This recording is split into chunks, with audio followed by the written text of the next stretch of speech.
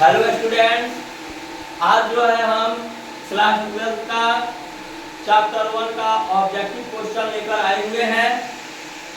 Chapter 1 Indian civilization and culture, जिसके लेखक है राइटर है मोहनदास करमचंद गांधी। ये ऑब्जेक्टिव प्रश्न है।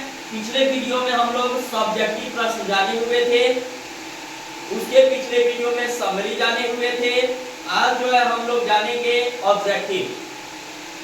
तो समरी, सब्जेक्टिव और अब ऑब्जेक्टिव। ऑब्जेक्टिव का पहला प्रश्न क्वेश्चन 1 है, Indian civilization and culture is written bye.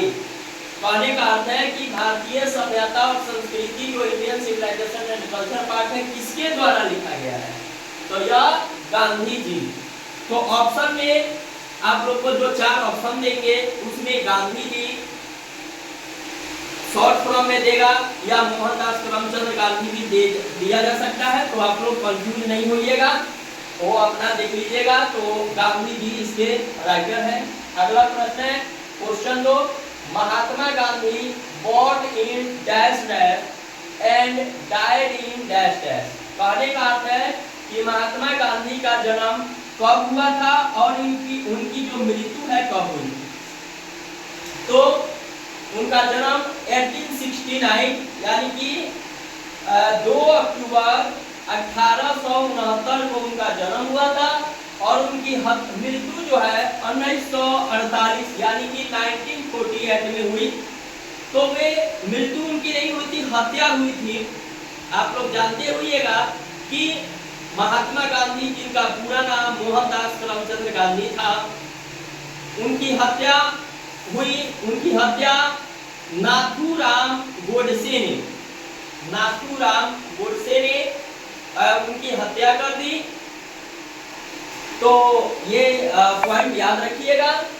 तो उनका जो जन्म है 1869 में और उनकी मृत्यु 1948 में हुई। अगला प्रश्न है, Mahatma Gandhi is also popularly known as dash dash.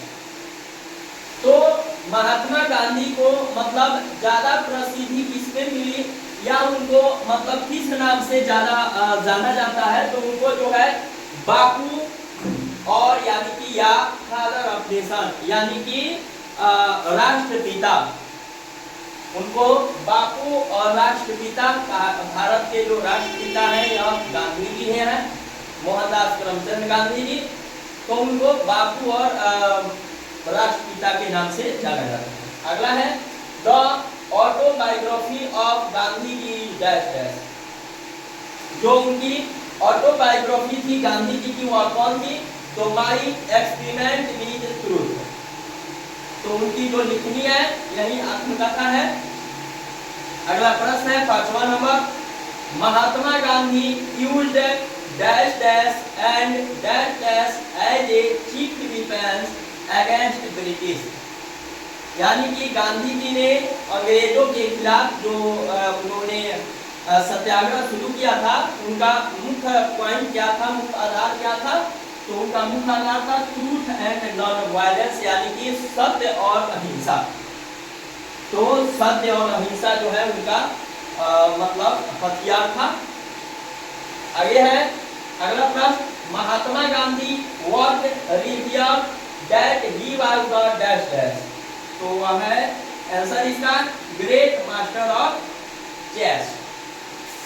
अगला प्रश्न है कि Gandhi ji talk about dash dash of Indian civilisation. तो इसका आंसर हो गया साउंड फाउंडेशन। अगला प्रश्न है, I believe that the civilization India had dash dash is not to be beaten in the world। तो इसका आंसर जो है इवॉल्वेड।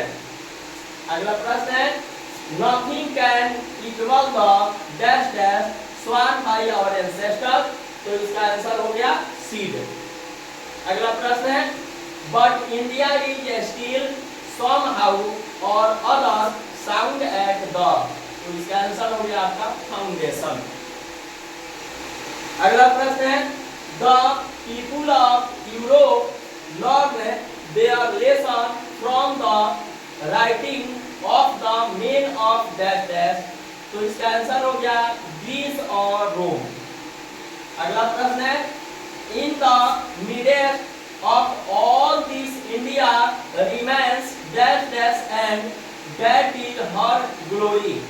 तो इसका आंसर हो गया आपका इमूवेबल, इमूवेबल। अगला प्रश्न है, it is a charge against India that her people are so dash dash.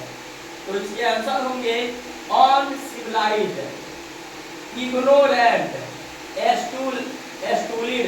देखिए इसमें ऑप्शन में आपका ये 3 ऑप्शन दे देगा और लास्ट वाला दे देगा ऑल ऑफ दी। तो आप लोग ये याद रखिएगा और ऑल ऑफ दी पर आप चिन्ह मारेंगे, घेरा लगाएंगे। अगला प्रश्न है, many trust their advice upon dash dash and she remains steady, steady. तो इसका आंसर हो गया इंडिया। अगला प्रश्न है, civilization is that mode of conduct which points out to man the dash dash. तो इसका आंसर हो गया path of duty, path of duty. तो यह जो है 15 प्रश्न है ऑब्जेक्टिव चैप्टर 1 का। अब अगले वीडियो में हम लोग इसके आगे जो ऑब्जेक्टिव